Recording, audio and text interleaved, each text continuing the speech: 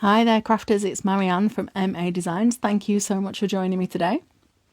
For today's video, I'm going to show you how to make a big birthday card for a big birthday. This is for one of my cousin's children, who is the first one of the next generation to turn 18, which makes me feel incredibly old, but I think it's worth celebrating in a big way. So I've got an 8x8 card. I'm going to make a giant card, so it's 8 inches square. And then that piece of watercolour card there is 7x7. And I've got the dies. I'm going to make the number the main focus of it. So I've got the dies there from the Countdown die set by Tim Holtz with Sizzix. I find they're properly jumbo numbers in a really cool font as well. So I like those a lot, and they're great for a card this big. And then I've got this really, really blingy piece of disco sparkly gold card. And I'm going to use just a tiny sliver of that around the edge. I feel like any more and it would be quite overpowering. Just marking there where I want to cut, but it's unnippable. It just will not let me leave a mark.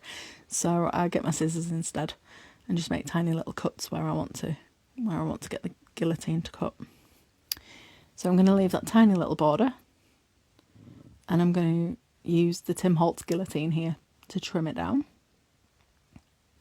So just finding where those marks are, I've just ripped it there just to make it a little bit more obvious.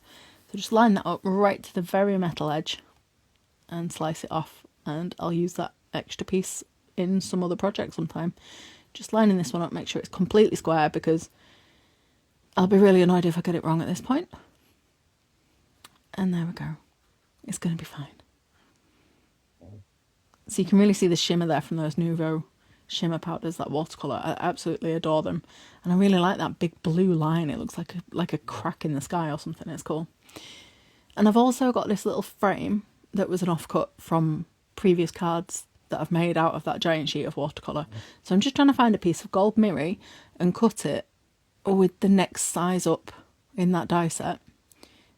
And I'm figuring out, I can't even figure out which die I used to cut the frame, and then I eventually do, but then that gold piece is slightly wonky and not actually big enough for the next size up. So I'm going to glue on the watercolour frame and then just manually just trim around the outside, because the die is not the right size.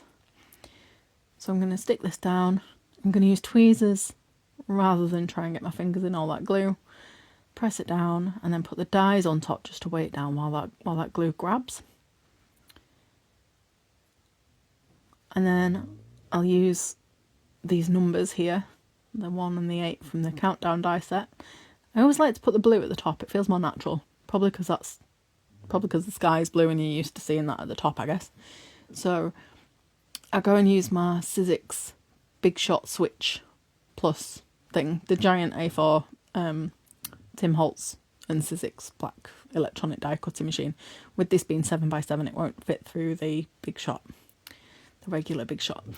So you can see the pressure this machine creates. It's absolutely stuck, that low tack tape. I cannot get it off. But then, before I started picking too much, I realised it's going to be covered by the topper, so no drama.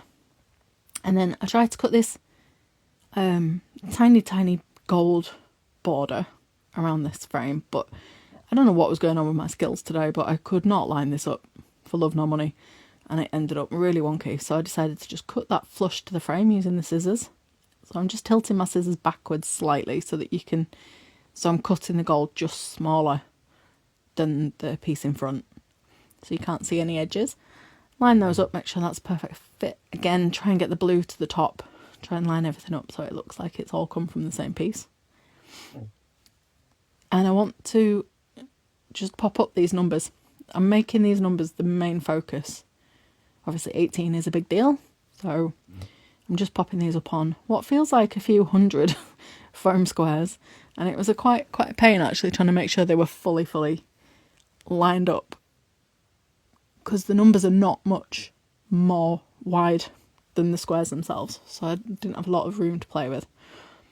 But I got there in the end and got these stuck down. Just making sure they're straight, because with it being a square within a square within a square, it's not really a forgiving layout. You're going to really notice if something's not straight.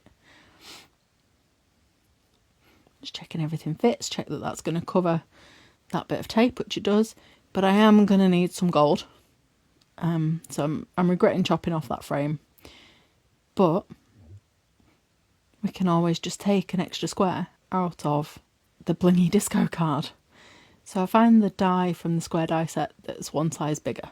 And again, I go back to the giant die cutting machine with it being nearly 8 inches by 8 inches. It won't fit through the big shot. So I've cut that little square out. And then you'll see how the card's going to come together. So that's going to cover that, and that's going to cover that. And there we go. It's going to look roughly like this.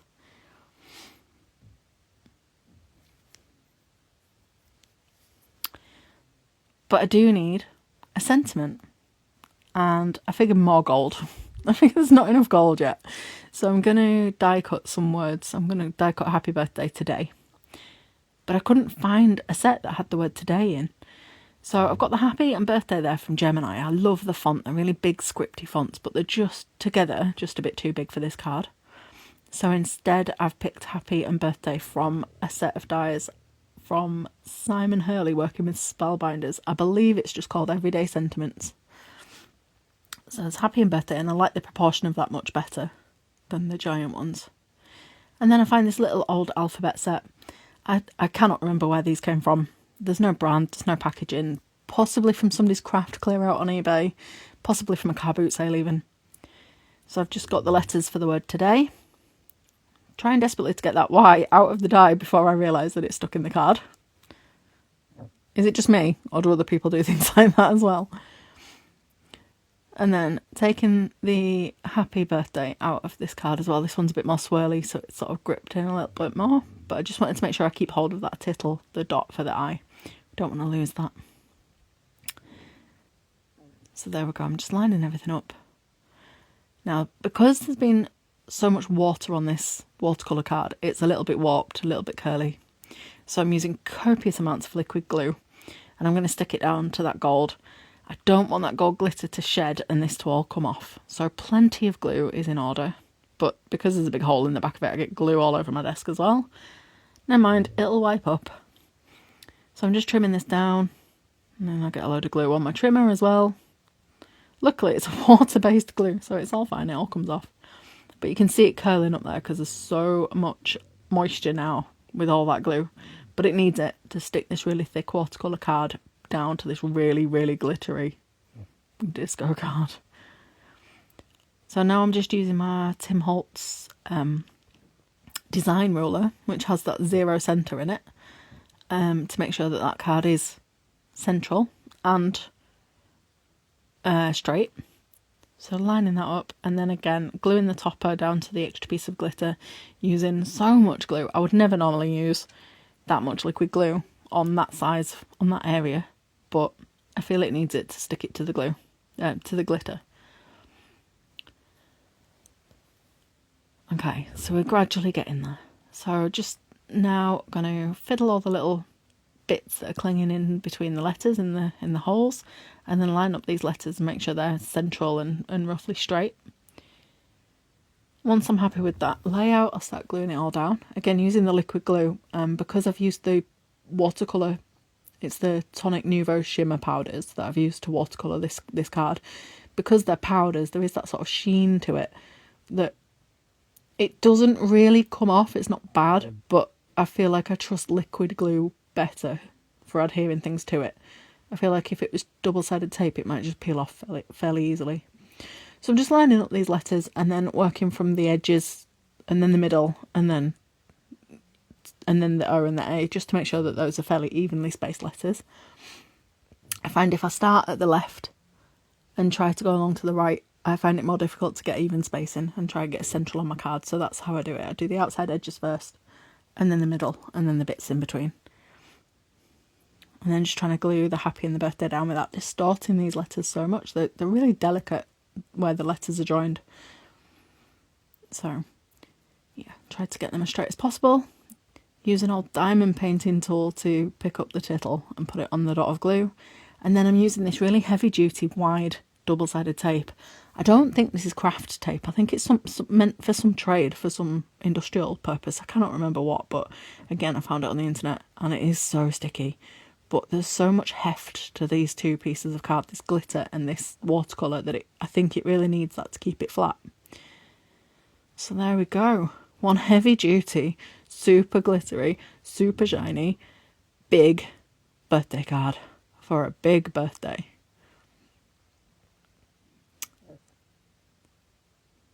And then I think, not quite done, more gold.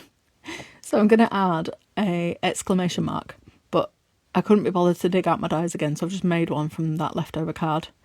And a spare gold dot that I've got stuck to some tape. Every time I die cut things, I keep them.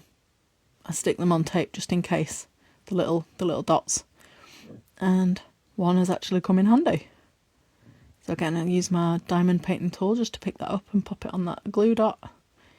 And there we go, now it's finished. Now it's really, really finished. What do you think? Comment down below if you think this is a good card for an 18-year-old. Thank you so much for watching. I'll see you next time. Bye.